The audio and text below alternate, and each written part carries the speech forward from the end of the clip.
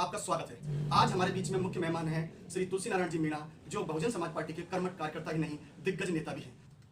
तुलसी नारायण जी, आपका स्वागत है। नमस्कार। सबसे पहले हम आपसे ये जानना चाहेंगे कि आप कांग्रेस के इतने दिग्गज कार्यकर्ता, नेता और इतने दिनों से आपकी कांग्रेस में आस्था थी, फिर अचानक आपने बहुजन समाज पार्टी में जाने का निर्णय क्यों लिया? डिस्क्लेमर, आज लाइव वीडियो जो कि मुख्य आदमी है, इसमें दिखाए गए सभी मुद्दे एक विचारधारा की बात करते हैं। ये किसी एक व्यक्ति या किसी एक व्यक्ति का समुदाय, संगठन या जाति का समुदाय के विरुद्ध नहीं है, नहीं है किसी धर्म, जाति या विशेष राजनीति को चलाया जा रहा या कोई प्रोग्राम है। ये मानवता को दर्शाने का एक छोटा सा माध्यम है जो सच्चाई को दर्शाने का कार्य कर रहा है। आजाद कोई व्यक्ति या कोई सिंगल पर्सन नहीं है, अभी तो ये एक सोच के रूप में कार्य करता है। आजाद लाइव एक सामान्य ढंग से पेश किए गए कंटेंट के आधार पर एक सामान्य मानने की विचारधारा जैसी है। इसके लिए किसी भी तरह की पार्टी की सरकार बैठे उसकी वर्तमान स्थिति से रहेगी। ये मानवता को साक्षर या जागरूक करने का एक बहुत बड़ा विशाल कारण बन सकती है। तो ज्यादा लोग इस भारत का हिस्सा बने और भारत को अखंड बनाए रखने में अपनी हिस्सेदारी अदा करें। लाइव किसी भी व्यक्ति का विचारधारा का विरोध नहीं करती है, वह हर प्रकार की समस्या का हल खोजने पर भरोसा करती है। सत्य में जय हिंद। लाइव देश हित में लिए गए वर्तमान सरकार के प्रतिनिधि में अपना पक्ष रखने के लिए आवाज उठा सकती है। ये 150 करोड़ भारतवासियों के हित में हो ऐसे फैसलों, नियम कानूनों की हितग्राही बन सकती है। लाइव को किसी विशेष पदाधिकारी को किसी भी तरह की पाबंदी में नहीं लगा जा सकता है। ये अपनी पॉलिसी की स्वयं ही करता है। इसे सामाजिक संगठनों से जागरूकता से चलाया जा रहा है। लाइव में राष्ट्रीय सर्वोपरि है, वसुधैव कुटुंबकम। श्योपुर में कांग्रेस जो यहाँ की जिलाध्यक्ष है उसने खत्म कर दी है। यहाँ कोई कांग्रेस नहीं है। यहाँ पे जितने भी कांग्रेसी थे वो सब अपने अपने स्थान पे भाग गए और मात्र एक जिलाध्यक्ष यहाँ पे रहा है। और उसी के कार्यकलापों को देखते हुए हम लोग उसे असंतुष्ट होकर के हमने सम्मानजनक तरीके से बीएसपी को ज्वाइन किया। आप ही के गांव के आप निवासी हैं बाबू जंडेल, उनको कांग्रेस में भविष्य दिखा, फिर आपको क्यों नहीं दिखा कांग्रेस में भविष्य? मेरे ये समझ में आया कि मैं काफी समय से लंबे अरसे से कांग्रेस में काम कर रहा हूँ और काफी कुछ किया। उसके बाद भी मुझे समझ में आ रहा था कि हमारा कोई भविष्य नहीं है और हमको ऐसी पार्टी छोड़ देना चाहिए। आपके बारे में यह भी कहा जाता है कि आप मध्य प्रदेश के पूर्व मुख्यमंत्री दिग्विजय सिंह के काफी करीबी हैं।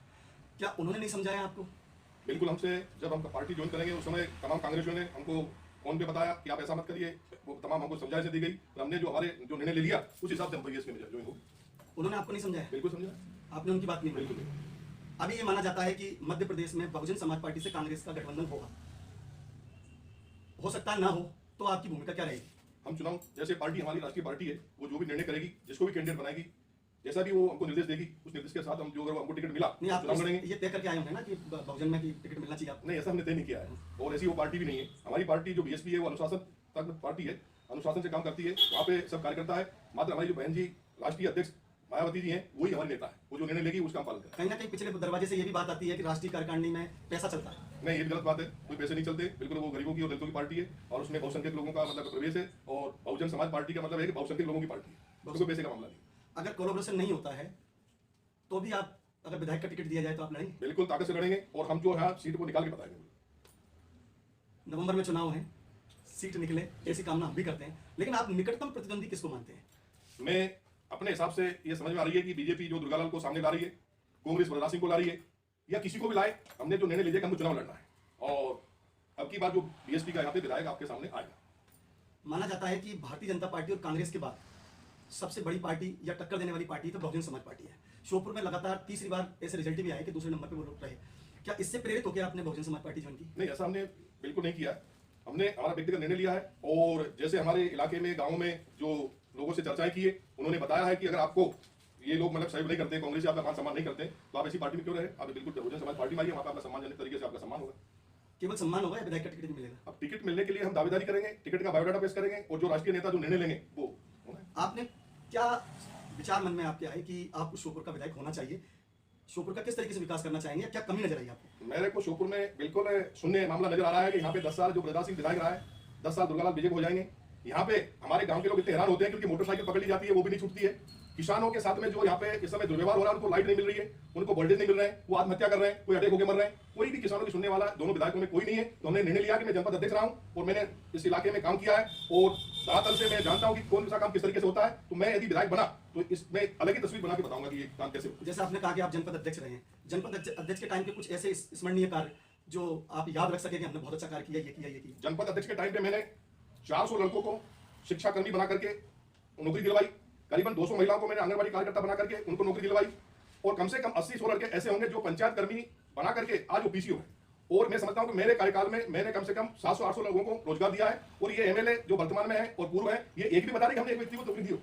इतने लोगों को नौकरी शिवराज सिंह दे रहे हैं तो फिर वो बहुजन को, वो व्यापक घोटाला है, वहां पे तो सेटिंग मामला चलता है। पैसे वालों की नौकरी लगी है, कोई गरीब के लोगों की, गांव के लोगों की नौकरी अभी तक लगी नहीं। वहां तो सेटिंग का मामला चलता है। व्यापम घोटाला में आपने देखा कि मुख्यमंत्री क्लीन निकल गए हैं, फिर व्यापम की तो बात करना ठीक नहीं। नहीं, क्लीन कैसे मान ले? वो तो उनका शासन है, ऊपर राष्ट्रीय में वो राष्ट्रीय स्तर पर बैठे हैं, प्रदेश में बैठे हैं, वो कुछ भी कर सकते हैं, मतलब न्यायपालिकाओं को भी प्रभावित कर देते हैं, इसलिए हमको क्लीन चिट तो मिलना ही। एक नई बात, आप मीणा समाज से है और निश्चित रूप से श्योपुर विधानसभा में जो सबसे बड़ा वोट वर्ग है जो वो मीणा समाज है। क्या आप काफी मात्रा में वोट लेने में मीणा समाज के सक्षम है?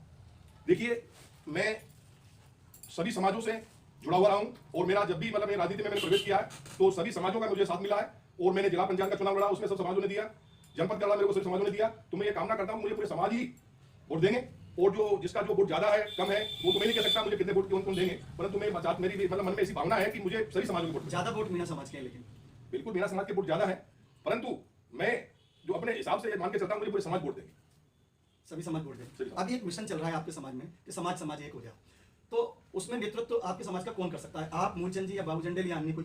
देखिए समाज कभी भी एक नहीं होता है और ये सब फालतू बातें होती है। समाज में कई लोग होते हैं, कई नेता होते हैं, कई मतलब उसको बुकलाने वाले होते हैं और हम तो ये बात हमारे मन से और हमारे मुंह से कभी हमने कही भी नहीं कि समाज वाले एक हो जाओ। हम तो ये चाहते हैं कि हम तो ओबीसी, एससी, एसटी तीनों एक हो जाओ। आप शहर सब एक हो जाओ और किसको वोट दें? जैसे मतलब सारी समाज एक हो जाए तो वोट किसको दें? बहुजन समाज पार्टी को, बहुजन समाज पार्टी। क्योंकि बहुजन समाज पार्टी उन्हीं की पार्टी है। आपको लगता है कांग्रेस और बीजेपी दोनों शहर का विकास नहीं कर रहे? बिल्कुल नहीं कर रहे, देखने वाला बिल्कुल अब देख रहे हैं, 20 साल से देख रहे हैं। अगर भविष्य में मौका मिला तो आप शहर में क्या विकास चाहेंगे? मैं सबसे पहले जो मेरा शहर के लिए मुद्दा होगा, शहर को स्मार्ट सिटी बनवाएंगे। ये बीजेपी वाले मतलब बोलते हैं कि हम स्मार्ट सिटी बनाएंगे, परंतु मेरे को भी नजर नहीं आ रहा है श्योपुर मतलब स्मार्ट सिटी है। बाईपास रोड पे निकलते हैं, गाड़ियां मतलब जो नई होती है वो भी हिल जाती है। कोई शहर में कोई विकास नहीं है। विधायक बिल्कुल आग नीच करके मतलब अपने होटल में पड़ा रहता है। विधायक को अपना खुद का विकास चाहिए और दुनिया से उसको लेना देना नहीं।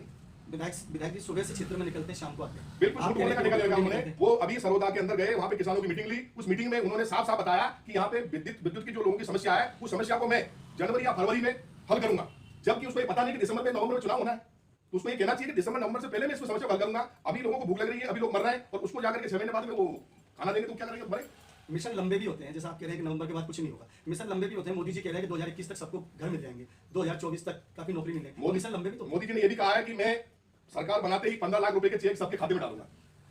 और अब उनसे पूछते हैं तो वो कहते हैं कि हमारा मतलब मॉडल था, हमारा सिस्टम था। तो झूठ बोल करके लोगों को मतलब बेकार करके अपने वोट लेना चाहते हैं और अपनी पार्टी की सरकार बनाना चाहते हैं। उनके पास झूठ के सिवाय कोई मामला है। अगर बहुजन समाज पार्टी सच्ची सच की पार्टी है तो फिर यूपी में साफ क्यों गई?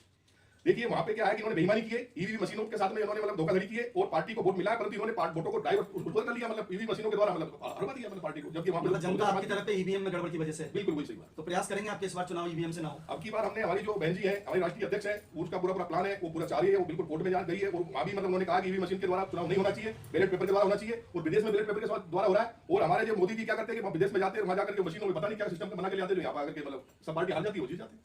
तो अब की बार ऐसा नहीं होने देंगे। बैलेट पेपर से चुनाव, बैलेट पेपर से चुनाव होना चाहिए। अगर श्योपुर में बैलेट पेपर से चुनाव होते हैं तो क्या मतदाता उनको वोट नहीं देंगे जो दुकान खोल के बैठे हैं? बिल्कुल नहीं देंगे, उनके ध्यान से बिल्कुल नहीं आएंगे। काफी देख लिया समाज पार्टी का ऐसा कोई ऑफिस नहीं है जहां जाके कोई जनता या मतदाता जाकर अपने कार्य की कह सके। बहुजन समाज पार्टी एक गरीब पार्टी है। बहुजन समाज पार्टी के पास में अब जो ऑफिस यहाँ पे गांधी आश्रम के पास में खोला जा रहा है और वहां पे मतलब पूरा सिस्टम रहेगा और बहुजन समाज पार्टी के लोग वहां बैठेंगे और लोगों की सारी समस्या सुनेंगे, उनकी मदद करेंगे। अब आपसे एक आखिरी सवाल कि आप श्योपुर की जनता से क्या अपेक्षा करते हैं हमारे इस कार्यक्रम के माध्यम से? श्योपुर की जनता अगर ईमानदारी का फैसला करेगी तो हमारे साथ में होगी। उन्होंने बहुत कुछ देख लिया, 10 साल उन्होंने ब्रजराज सिंह को देख लिया, 10 साल उन्होंने दुर्गालाल विजय को देख लिया। यदि वो अपना सम्मान चाहेंगे और कुछ विकास चाहेंगे तो हमारे साथ में जुड़ेंगे और हमारी विचारधाराओं में मतलब साथ देंगे। बहुत बहुत धन्यवाद। ये अभी देखने में आ रहा है कि कांग्रेस में भी, बीजेपी में भी और बहुजन समाज पार्टी में भी नेतृत्व परिवर्तन की कई लोग मांग कर रहे हैं। जैसे कांग्रेस में भी नई पीढ़ी आ रही है, आजकल कुंज बिहारी जी भी काफी सक्रिय है, नई पीढ़ी भी, रामलखन निखेड़ा चर्चा में है। बीजेपी में भी नई पीढ़ी के आने की संभावनाएं है या नहीं? और बहुजन समाज पार्टी में आपको नई पीढ़ी के रूप में देखा जाए, ये क्योंकि आप अभी अभी आए हैं, या आप सीनियरिटी के आधार पर अपने को मानते हैं? नहीं, ऐसा कुछ नहीं है। जो भी मतलब ये लोगों की भावनाएं हो सकती है कि नई पीढ़ी आना चाहिए, पुरानी पीढ़ी आना चाहिए, परंतु ये बीएसपी हमारी एक अनुशासनात्मक पार्टी है। वो जो निर्णय करेगी, जिसको देगी, उसके साथ में हम ईमानदारी से काम करेंगे और यदि हमको आदेश मिलेगा तो हम चुनाव लड़ेंगे। और अन्य पार्टियां जो उनके हिसाब से वो क्या करती है, नई पीढ़ी को लाती है, पुरानी पीढ़ी को लाती है, तो हो जाते हैं। अगर आपको टिकट नहीं मिलता है तो भी आप बीएसपी के लिए कार्य करेंगे? बिल्कुल, हम बीएसपी के लिए ताकत से काम करेंगे, तन से मन से काम करेंगे और बीएसपी का विधायक बना के रहेंगे श्योपुर में। लेकिन ऐसा सुनने में आया या माना जाता है कि आप कांग्रेस में थे, लेकिन जब कांग्रेस का कोई प्रत्याशी खड़ा हुआ तो आपने ज्यादा प्रचार उनका नहीं किया। ऐसा नहीं है, हमने कांग्रेस का काम किया जहां भी हम रहे हैं। पहले हम कांग्रेस में थे तो कांग्रेस का हमने डॉक्टर गोविंद सिंह का, आपको शायद जीता जाग का प्रमाण है कि जहां पे मतलब लोकसभा का चुनाव हुआ है उसमें हमने ताकत से ईमानदारी उसका साथ दिया है। और जहां पे बीजेपी जीती आई है वहां पे हमने कांग्रेस को जिता के भेजा है और वो हमारे पास रिकॉर्ड। डॉक्टर गोविंद सिंह जी सांसद के प्रत्याशी थे। अगर विधानसभा में बात करें तो आपने ब्रजराज सिंह जी का कभी ज्यादा सहयोग नहीं किया? बिल्कुल सहयोग किया, हमने पार्टी का सहयोग किया और हमने बराबर उनका सहयोग किया कि वो इस बात को गलत मान रहे हैं कि उन्होंने हमारा सहयोग नहीं किया।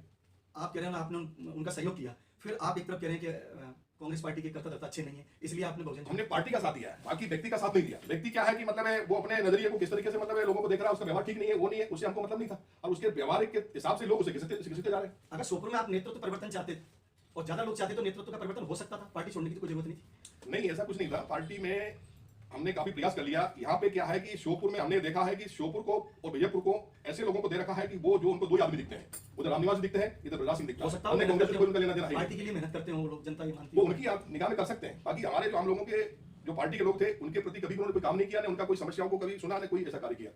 अगर पार्टी के लोग उनसे असंतुष्ट है तो फिर उनको टिकट क्यों मिलते हैं बार-बार? पार्टी के लोग संतुष्ट किया, महाराज क्या चलती है, वो महाराज जो कहते हैं वो होता है। चंबल और ग्वालियर में जो महाराज ने कह दिया कि प्रहलाद सिंह को टिकट है, ये तो इसको रामनिवास जी को टिकट है, तो उनको टिकट मिल जाता है। आप विजयपुर क्षेत्र को भी इन्वॉल्व कर रहे हैं कि वहाँ भी गलत हो रहा है, लेकिन वो तो लगातार बार-बार जीतते जा रहे हैं। नहीं वो बात ठीक है, वो वहाँ का क्षेत्र वाले जो क्षेत्रवासी बताएंगे उनके बारे में, उनमें क्या काबिलियत है, काम करते हैं नहीं करते हैं, वो तो उनकी वहाँ के लोग ही बता पाएंगे कि कैसे जीते हैं वहाँ। ये थे श्री तुलसी नारायण जी मीणा। इनका कहना है कि श्योपुर में कांग्रेस में नेतृत्व से शिकायत होने की वजह से इन्होंने पार्टी बदली। श्योपुर में विकास नहीं हो रहा है, अगर ये भविष्य में विधायक बनते हैं तो निश्चित रूप से इनका मानना है कि ये विकास की गंगा बहा देंगे। डिस्क्लेमर, आज़ाद लाइव वीडियो जोखिमों के अधीन है। इसमें दिखाए गए सभी मुद्दे एक विचारधारा की भांति कार्य करते हैं। ये किसी एक व्यक्ति या किसी एक व्यक्तिगत समुदाय, संगठन या जातिगत समुदाय के विरुद्ध नहीं है, नहीं है या फिर तो किसी धर्म, जाति या विशेष राजनीति के उद्देश्य चलाया जा रहा शो या कोई प्रोग्राम है। यह मानवता को दर्शाने का एक छोटा सा माध्यम है जो सच्चाई को दर्शाने का कार्य कर रहा है। आज़ाद कोई व्यक्ति या कोई सिंगल पर्सन नहीं है, अभी तो ये एक सोच के रूप में कार्य करता है।